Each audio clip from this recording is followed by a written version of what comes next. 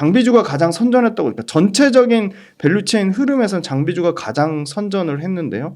P&T가 고점 대비는 29% 정도 빠졌고, 하나기술이 30% 정도 빠졌고, 자동화 설비를 하는 코인테크가 31% 빠졌습니다. 그래서 2차전지 밸류체인이 지금 상당히 조정은 많이 받고 있습니다만, 그러면 저는 계속 반문을 합니다. 그래서 2차전지보다 과연 어디가 더 매력적일까? 반도체일까? AI일까? 로봇일까? 엄청나게 저도 이제 주가가 빠지니까 뭐 앞으로 더 많이, 여기서 더 빠지면 더 많은 욕을 먹고 더 많은 분들이 실망하고 2차전지를 떠나실까봐 그게 저는 좀 많이 걱정이 되지만, 그럼에도 불구하고 상대적인 매력도를 봤을 때 두 가지거든요. 소위 말하는 이제 숫자가 기본적으로 찍히는 게 저는 우선이라고 보고요. 그러니까 넘버스가 제일 중요하고, 숫자가 찍힌다는 거는 매출과 이익이 같이 증가를 해야 되고요. 두 번째는 그 회사가 갖고 있는 소위 말하는 히스토리가 있어야 됩니다. 그거는 당연히 성장 히스토리, 성장 스토리가 있어야 됩니다. 그런데 그런 측면으로 봤을 때 2차전지는 성장 스토리도 갖고 있으면서 숫자도 찍히는 좋은 주식의 조건을 가지고 있고요. 반도체는 숫자가 불안합니다. 성장 스토리는 갖고 있는데, 그다음에 AI나 로봇은 아주 좋은 성장 스토리를 갖고 있는데 숫자가 지금 전혀 찍히지 않은 상태고요. 2차전지 못지않게 지금 사실 부각받는 게 AI랑 로봇인데, AI 로봇이 2차전지만큼 주가가 막 10배, 뭐 8배 이렇게 폭발적으로 성장하려면 숫자가 찍히기 시작해야 되거든요. 그래서 그런 측면으로 봤을 때는 저는 2차전지보다 다른 드디어 매력적인 산업을 찾았습니다 하고 대표님한테 말씀드리고 싶지만, 아직까지는 2차전지가 여전히 시장에서는 주가가 빠진다고 주도주의 자리를 잃었다고 말하기는 좀 어려울 것 같아요. 그래서 제일 중요한 거 넘버스랑 그 히스토리인데, 넘버스랑 히스토리를 모두 갖고 있다. 그런 측면에서는 여전히 주도주라고 말씀드릴 수 있을 것 같고, 아직까지는 뭐 2차전지에 대해서 주가는 빠졌지만 여전히 긍정적이라고, 전체적인 2차전지 업황 2025년 6년까지는 변한 게 없다고 말씀드리겠습니다. 지금 이렇게 가격이 빠졌는데 추가 매수적인 관점은 어떻게 보세요? 추가 매수, 신규로 들어가시는 분들 입장에서는 최고점 대비 50% 넘게 빠졌으니까 상당히 매력적인 가격대에 들어온 건 맞아요. 그런데 저는 사실 아직도 여기서 더 나빠진다기보다는 확인할 게 좀 있다고 봅니다. 그래서 가장 중요한 거는 이제 2차전지를 전체적으로 제일 많이 눌렀던 거는 전기차가 잘 안 팔리는지 여부거든요. 그 다음에 두 번째는 LFP가 마치 뭐 모든 하이니켄 양극재 업체를 다 시장의 침투를 다 뺏을 것처럼 잘못된 뉴스와 잘못된 소음들. 세 번째는 이 LFP가 아무리 뭐 시장 언론이나 이런 데서 포장을 해도 실제 자동차 팔리는 거 보면 그렇지 않거든요. 그래서 제일 중요한 건 전기차의 판매량이고, 그 전기차에 들어가는 배터리가 어느 배터리가 많이 팔릴 건지, 그게 제일 중요하겠고, 지금의 조정장은 여러분들에게 온 경제적 자유를 얻을 수 있는, 즉 부자가 될 수 있는 좋은 기회라고 생각합니다. 조정이 끝나고 앞으로 도래할 상승장에서 장기간 폭풍 성장에 초과 수익을 낼 수 있는 기업들로 여러분들의 포트폴리오를 반드시 만들 수 있습니다. 진짜 오를 기업을 찾는 방법을 꼭 알려드리겠습니다. 해당 영상 고정 댓글 링크를 통해서 신청하실 수 있습니다. 많은 관심 부탁드리겠습니다. 감사합니다.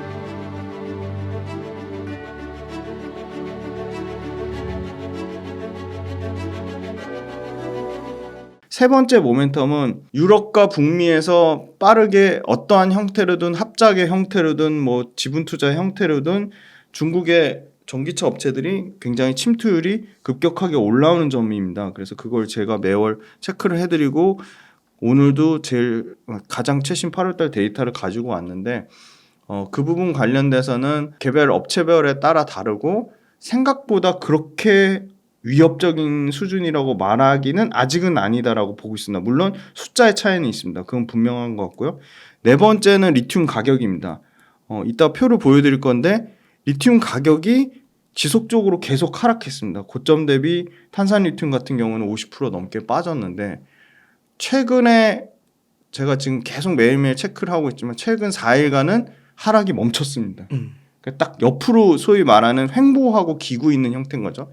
탄산리튬 마찬가지고요. 수산화리튬 마찬가지입니다. 그래서 여기서 탄산리튬, 수산화리튬이 더 빠지지 않고 현재 가격을 유지하거나 반등이 나온다면 당연히 그 부분은 빠르게 양극재 업체들 실적 개선에 도움이 될 거라고 보고 있고, 일례로 포스코 퓨처엠을 말씀드리면 포스코 퓨처엠은 점점 포스코 그룹사를 통해서 리튬과 니켈과 코발트와 그 하이니켄 양극재에 들어가는 광물을 계속 완성차 업체가 사주는, 사급받는 물량을 급격하게 줄이고 자기네들이 자체 조달하는 리튬과 니켈과 코발트의 비중을 올리면 올릴수록 아무리 리튬 가격이 빠져도 자체 조달하는 게 커지면 당연히 마진을 회복할 수밖에 없다. 그래서 사실 3분기에 LNF나 LG화학이나 에코프로비움이나 코스모 신소재보다 월등히 포스코 퓨처엠이 실적이 잘 나올 것이라고 예상하는 이유는 포스코 그룹사로부터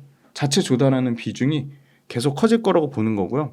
그 다음에 두 번째 포인트는 양극재 업체들이 차세대 양극재를 잘 준비하고 있다. 차세대 양극재라고 하면 망간의 비중을 높이는, 다 같은 개념입니다. 망간이치, 하이망간, 뭐 고전압 미드니켈 다 같은 개념인데요. 망간 자체가 안정성을 뛰어나게 하는 소재면서 가격은 엄청나게 싸거든요. 그래서 망간의 비중을 높이면 비싼 리튬이나 니켈의 비중을 낮출 수 있기 때문에 그게 상용화가 정말 멀지 않았다. 1년 안에 상용화 가능성이 아주 발빠르게 다가오고 있다. 그거는 에코프로비엠만 준비하는 게 아니고 포스코 퓨처엠, LG화학, LNF 다 잘 준비하고 있다. 차세대 망가니치, 고전압 미드니켈을 준비하는 LG화학, 포스코 퓨처엠, 에코프로비엠이 발빠르게 상용화되면 상용화될수록 LFP 관련된 양극재는 더 설 자리를 잃을 가능성이 매우 높고요. 두 번째는 양극재 마진이 박하다. 양극재 마진 7%밖에 안 된다. 그런 굉장히 부정적인 이슈를 많이 양산하고 있는데 지금 가장 대표적으로 포스코 퓨처엠 2분기 실적 기준으로 단결정 양극재가 매출 기준으로 30%를 차지할 정도로 많이 단결정 양극재의 비중이 높아졌습니다. 제가 일전에 한번 기술적으로 단결정 양극재 소개해드렸는데 단결정 양극재는 기존에 지금 하는 양극재의 결정 구조는 다결정이에요. 단결정이 훨씬 말 그대로 결정이 하나니까 훨씬 에너지 구조가 단단하고 더 구조적인 안정성이 뛰어나고요. 에너지 효율과 밀도가 훨씬 좋습니다. 그런데 이 단결정으로 가면 양극재 업체들이 마진이 좋아져요. 생산 원가도 절감할 수 있고요. 그래서 포스코 퓨처엠이 지금 5월 달에 첫 상업 생산에서 아주 발빠르게 단결정 양극재 마진을 높이고 있습니다. 그 말은 무슨 말이냐면 단결정 양극재 생산이 늘어나면 늘어날수록 아주 고질적인 약점으로 지목됐던 양극재 업체들의 마진율이 상당폭 개선될 거라고 보고 있고요. 그 에코프로 이동채 회장님도 100% 다 단결정 양극재로 바뀔 경우에는 우리 양극재 마진을 13%에서 뭐 15%까지 올릴 수 있다고 밝힐 정도로 포스코 퓨처엠을 필두로 포스코 퓨처엠 지금 단결정 양극재를 하고 있는 에코프로비웹, LG화학, LNF 모두 단결정 양극재가 매출 비중에서 커지면 커질수록 양극재 마진은 좀 상당히 개선될 거라고 보고 있습니다. 그래서 그 부분도 상당히 긍정적인 모멘텀으로 보고 있고요. 그 다음에 마지막은 수급별 차이인데요. 모든 2차전지 업종을 다 파는 건 아닙니다. 사실은 90만 원이 깨지니까 에코프로 같은 경우는 기관과 외국인에서 오히려 개인이 많이 팔고요. 기관과 외국인에서 수급이 좀 들어오고 있고요. 그 다음에 포스코 퓨처엠이나 포스코 홀딩스는 여전히 뭐 기관과 외국인이 엄청나게 팔고 있습니다. 에코프로 BM도 사실은 보시면은 수급 현황에 보시면 요거는 에코프로 BM인데요. 에코프로 BM 같은 경우는 외국인은 샀다 팔았다 하고 있고 기관은 꾸준히 지금 빨간 게 더 많이 보이시죠. 꾸준히 지금 최근 들어서 요 가격 28만 원 밑에 가격대에서는 계속 좀 매력적이라 보고 매수를 계속 좀 하고 있다. 그래서 종목별로 수급의 차이가 좀 있다고 말씀드리겠습니다. 그러면은 양극재 기업 중 가운데 약간 탑픽을 꼽자면 아무래도 포스코 퓨처엠 쪽이 될 것 같네요. 네, 왜냐하면 가장 아까 말씀드린 대로 이미 단결정 양극재를 이미 2분기부터 매출 비중이 30% 이상을 차지할 정도로 상당히 단결정 양극재로 빠르게 지금 그걸 하고 있고요. 두 번째는 포스코 퓨처엠이 106조 수주 받은 게 본격적으로 반영된 실적에 반영되는 거는 24년도부터입니다.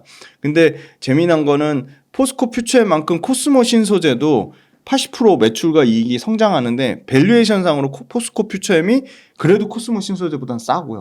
그 다음에 코스모 신소재는 향후 3년에서 5년 안에 캐파가 20만 톤이 되는 거고요. 포스코 퓨처엠은 향후 3년에서 5년 안에 71만 톤에서 100만 톤까지 가는 거니까 훨씬 포스코 퓨처엠이 당연히 밸류에이션 더 줘야 되는 게 맞고요. 두 번째는 포스코 퓨처엠은 사실 이거를 왜 이렇게 그 저평가, 그러니까 소위 말하는 가치를 왜 이렇게 싸게 주는지 모르겠지만 포스코 퓨처엠이 갖고 있는 이 음극재 생산 능력, 그건 절대 무시할 게 못 됩니다. 오히려 저는 음극재 생산 능력 관련돼서 글로벌 4위권입니다. 포스코 퓨처엠이 사실 실리콘 음극재의 후발주자여서 그렇지 천연 흑연이나 인조 흑연 관련돼서는 중국의 BTR, 일본의 시네츠, 그 다음에 또 중국의 샹샹 뭐 이 정도 업체를 제외하고 나서는 4위권입니다. 그래서 이 흑연에 대한 음극재 관련돼서는 상당히 그 메리트를 줘야 된다고 보고 있고요. 실리콘 음극재가 상용화가 안 되고 있죠. 왜? 비싸니까. 그러면 실리콘 음극재 상용화기 전 단계가 지금 인조 흑연이거든요. 근데 인조 흑연도 실리콘 음극재만큼은 아닌데 만만치 않게 비싸요. 천연 흑연보다 2배 넘게 비싸거든요. 네. 근데 포스코 퓨처엠이 최초로 포스코 퓨처엠만 가격은 천연 흑연의 가격인데 성능은 인조 흑연이 월등히 뛰어나거든요.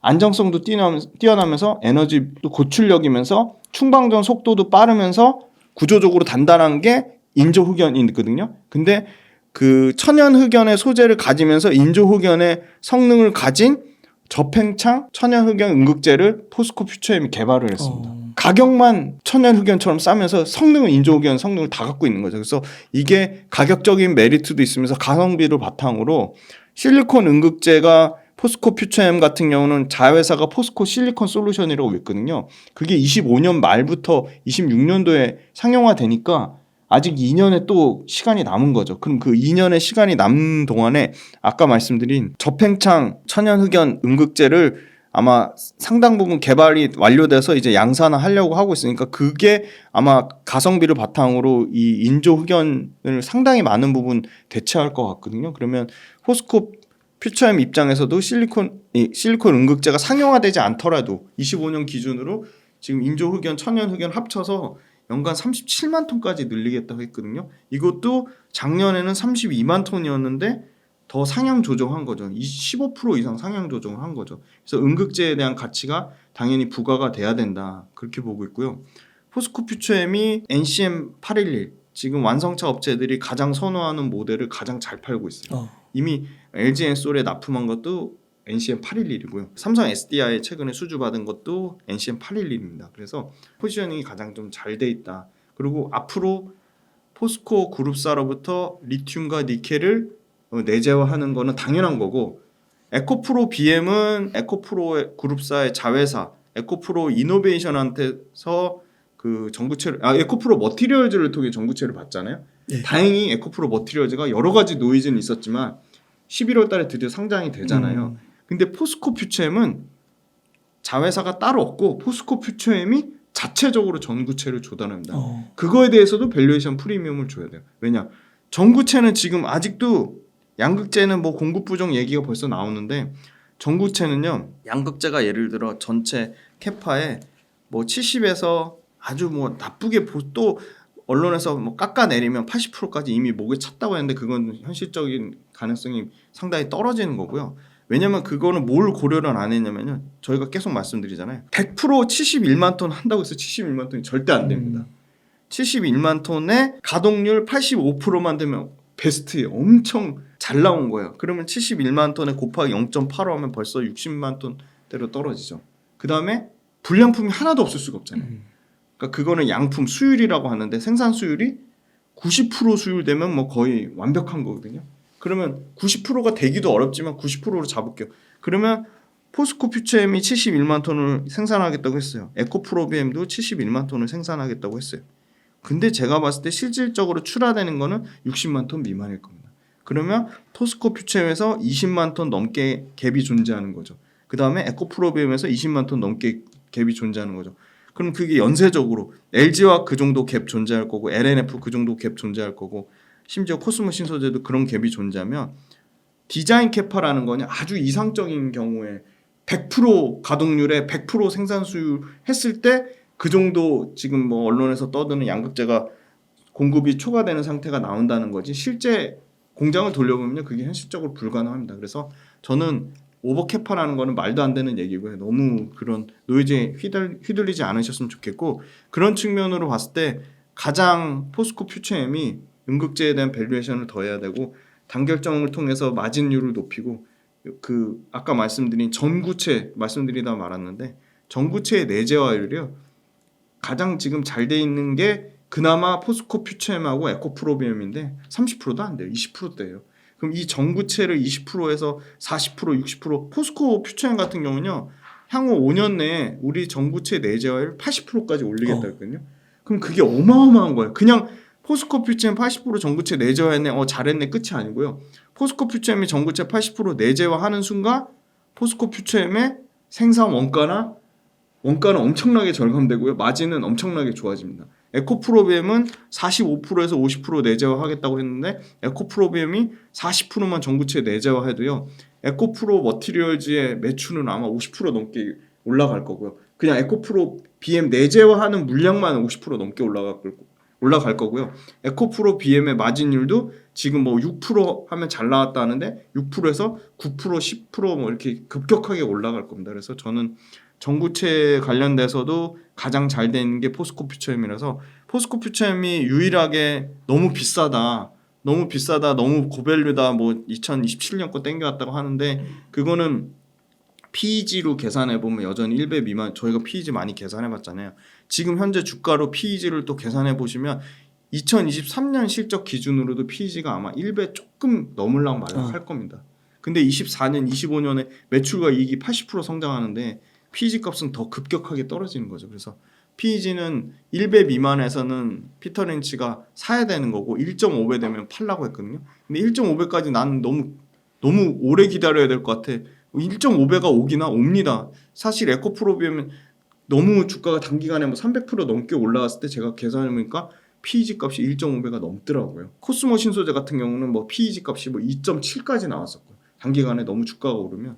그래서 그런 측면으로 봤을 때는 포스코 퓨처엠의 유일한 단점이라고 할 수 있었던 게 주가가 많이 올라서 밸류에이션이 비싸다는 거였는데 그 측면까지 지금 아까 보셨지만 고점 대비 약 47, 8%가 빠졌기 때문에 가격적인 메리트도 생겼다고 보고 있습니다. 54%. 네, 54%. 그래서 저는 뭐 양극재 뭐 역시나 압도적으로 포스코 퓨처엠 현재 출하량 기준으로 캐파 기준은 2등인데 2030년 되면 포스코 퓨처엠 에코프로비엠을 제치고 1등 탈환할 거라고 보고 있습니다. 그 포스코 그룹이 약간 보수적으로 말하는 경향이 있는데 맞아요. 네. 2030년까지 시총 100조 말했잖아요. 네네네. 그래서 제가 그 김지현 대표님 말씀하시는 동안 지금 시총 얼마인가 봤더니 24조예요. 네.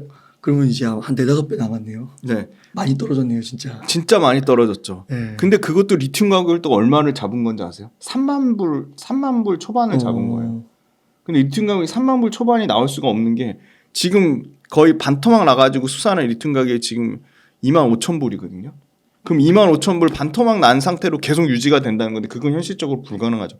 왜냐하면 지금 그냥 전기차만 계속 얘기하는데 전기차 말고 ESS 에너지 저장 장치 시장에도 리튬이 엄청나게 필요하거든요. 그럼 ESS 에너지 저장 장치 시장이 2030년 기준으로 전기차 시장이 약 30에서 40%만 차지한다고 봐도 300조에서 350조 시장이에요. 엄청나게 큰 시장이에요. 거의 메모리 반도체 육박하는 시장이거든요. 근데 그걸 빼고 지금 앞으로 그 정도 사이즈급으로 커질 만한 시장 한 150조 가까이 시장 커질 게 지금 로봇이거든요. 로봇도 다 지금 뭐 뒤에 선 달고 가는 거 아니잖아요. 다 배터리로 가잖아요. 저는 로봇 시장하고 ESS 시장만 합쳐도 리튬은 상당히 부족할 거다. 그렇게 보고 있기 때문에 포스코 홀딩스도 수산화 리튬 이제 상업 생산되면 마진이요. 지금 철강이 지금 뭐 6% 마진 나면 엄청 잘 나왔다고 보거든요.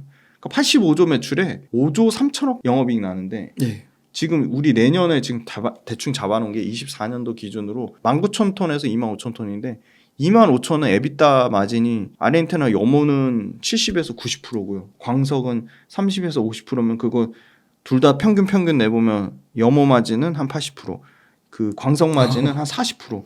그럼 80에 40 평균 내면 60%잖아요. 네. 그럼 만약에 2조 매출 난다고 하면 마진 60%면 1조 2천억이 그냥 영업이익 꽂히는 거예요.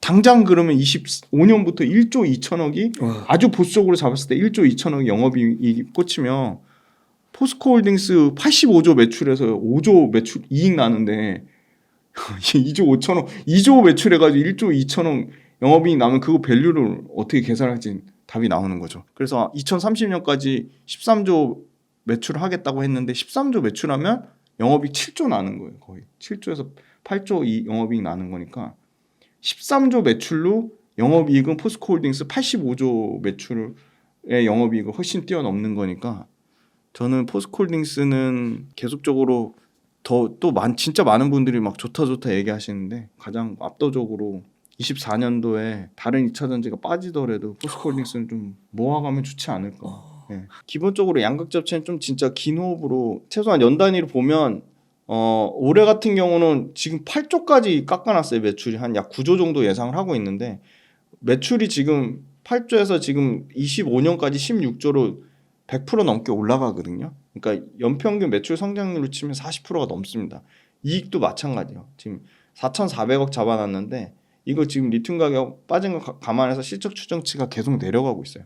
4,400억, 7,300억, 1조 2천억 뭐 이렇게 나오는데 에코프로비엠은 실적이 깨진다기보다는 아까 말씀드린 에코프로랑 같이 좀 단기적으로 많이 오른 부분도 있고 에코프로 BM도 보니까 전혀 지금 그 잔고가 줄고 있지 않더라고요. 이거 공매도 잔고 보시면 이거 에코프로고 에코프로 BM 보시면 거의 여전히 1조예요. 10월 4일 기준으로 9,500억이니까 거의 아직도 여전히 엄청나게 많은 잔량이 쌓여 있고 그래서 제일 중요한 건 수주 관련된 모멘텀이 좀 나와야 된다는 측면이 있는 거고 단기간에 제일 양극재 단에서는 코스모 신소재랑 같이 단기간에 가장 많이 올랐으니까 좀 그 부분에 주가에 대한 부담감을 좀 가지고 있는 것 같고 그리고 지금 최근에 그 인버스 2차전지 인버스 네. ETF 나왔잖아요.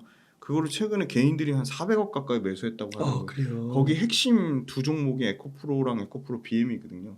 그 점도 좀 수급에 좀 안 좋은 영향을 미치는 것 같고. 근데 그거의 끝은 아니에요. 이제 BNK에서 양극재 ETF 나오면 거기에 에코프로 BM하고 에코프로가 아마 비중으로 치면 거의 20에서 25% 정도 차지할 정도. 이거 얼마 안 남았거든요. 아마 10월 달에 나올 건데 BNK 자산운용에서 이제 양극재 ETF 나오고 그리고 뭐 또 질문 주실 것 같긴 한데 포스코 그룹도 ETF가 또 그 한국투자신탁운용에서 또 나오거든요. 그러면 그쪽으로는 그거는 역방향이 아니고 정방향이니까 그럼 그거는 조금 2차전지 관련된 수급을 좀 좋게 하는 요인이라고 보고 있습니다. 그래서 저는 에코프로 BM이 매력적이지 않다기보다는 아무래도 포스코 퓨처엠보다는 에코프로 BM이 2배 넘게 단기적으로 더 많이 올랐으니까 주가에 더 부담을 받는 것 같고 공매도 타겟이 되고 있는데 포스코 퓨처엠은 106조라는 수주에 대한 어떻게 보면 결과물이 있는 거고 에코프로비엠은 지금 최근에 나온 게 사실 SK온이랑 합작하는 거 캐나다에 그 나온 거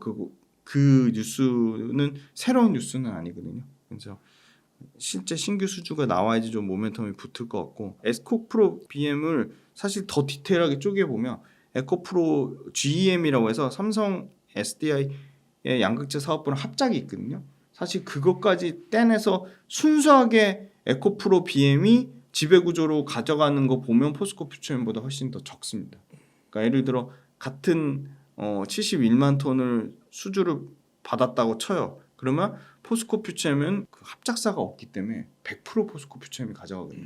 71만 톤 온전히 가져가는데 예를 들어 에코프로 BM이 수주를 받으면 에코프로 GEM하고 쪼개서 먹는 게 있습니다. 그럼 실제 에코프로 BM이 가져가는 거는 100%를 못 가져가는 거죠. 수주로 치면. 그래서 그런 측면도 전체 캐파로 봤을 때는 그 상당히 조금 전체 그 실적이나 이런 걸 깎아먹는 요인이 될 수 있고 포스코 퓨처엠 말고 LG화학이나 뭐 LNF도 만약에 합작사의 형태로 돼 있는 게 있으면 당연히 그런 부분을 상당히 좀 전체 수주에서 수주 소위 말하는 잔고가 좀 줄어드는 그런 부분이 있다고 보고 있습니다. 그런데 저는 하여튼 결론적으로 말씀드리면 과도하게 오른 부분이 좀 가장 좀 주가에 부담이 되고 있다는 부분이랑 여전히 공매도에 타겟이 되고 있다는 부분, 그다음에 그 수주 공백이 실제 지금 1년 가까이 지금 계속되고 있거든요. 그게 좀 제일 큰 것 같고 다 부정적인 것만 말씀드렸는데 좀 이제 긍정적인 모멘텀으로 나올 거는 이제 에코프로 머티리얼즈가 국내에서는 이제 압도적인 전구체 1등 기업이거든요. 규모로도 그렇고 글로벌로는 2등인데 지금 스미토모 메탈 마이닝하고 1, 2등 다투고 있는데 그게 11월 달에 상장이 되거든요. 그러면 에코프로 머티리얼즈가 상장 자금 한 6천억에서 7천억 정도를 받아서 캐파를 늘려가지고 발빠르게 에코프로 BM 쪽으로 전구체를 상당히 아까 말씀드린 포스코 퓨처엠 못지않게 내재화할 경우에는 에코프로 BM도 구조적으로 완전히 업그레이드가 될 거고 그 부분은 당연히 펀더멘털에 영향을 미쳐서 주가에 반영될 거로 보고 있지만 11월 달이니까 아직 시간이 좀 있어서 에코프로 BM은 전체적인 양극재 업체가 조금 훈풍이 돼서 이 하락세를 멈추고 돌아설 때 좀 다시 가지 않을까 그렇게 보고 있습니다. 아무리 내가 장기 투자 뭐 3년 5년을 바라봐도 매도에 대한 기준점은 분명히 있어야 될 것 같아요. 그래서 가격적인 부분을 제가 말씀드릴 수 없어서 5가지 기준점을 말씀드린 거예요. 전기차의 시장 침투율, 그다음에 전기차 관련된 밸류체인 회사들의 매출 성장률, 이익 성장률, 전기차 관련된 밸류체인 회사들의 캐펙스 투자 증가율, 그다음에 전기차 관련된 회사들의 상대적인 매력도가 다른 AI나 로봇이나 반도체나 이런 관련된 회사들보다 상대적인 매력도가 떨어졌을 때 그런 4가지 중에 나는 최소한 이 4가지가 모두 만족할 때만 팔 거야. 이 4가지 중에 최소한 2가지 이상 만족하면 팔 거야. 그런 기준점이 명확하셔야 되는 거죠.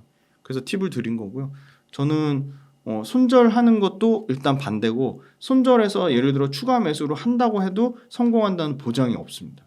그 전에 철저하게 매매 전략과 원칙과 기준부터 세우고 그 다음에 기업 공부를 하셨으면 좋겠습니다. 만약 추가 매수를 고려한다면은 네. 어떤 부분을 사는 게 좋을까요? 저는 일단 주가가 오를지 안 오를지 아무도 모르잖아요. 그냥 장기적으로 계속 그냥 꾸준히 좋아질 거라고 보는 거는 사실 압도적으로 리튬이거든요. 그래서 리튬 관련되는 포스코홀딩스를 사서 계속 좀 모아가는 전략? 뭐 예를 들어 내가 월급이 25일이다. 그럼 25일날 목돈이 좀 들어오잖아요. 그럼 월급의 10%를 포스코홀딩스 뭐 3주 사보기, 4주 사보기, 주가가 빠질 때마다 항상 주가가 빠질 때마다 사는 겁니다. 그렇게 해서 포스코홀딩스를 모아가시는 거예요. 그러면 포스코홀딩스 연말에 또 배당이 나오잖아요. 그럼 배당금 가지고 배당금 홀라당 쓰지 마시고 그것도 또 포스코홀딩스 사는데 또 재투자를 하시는 거예요.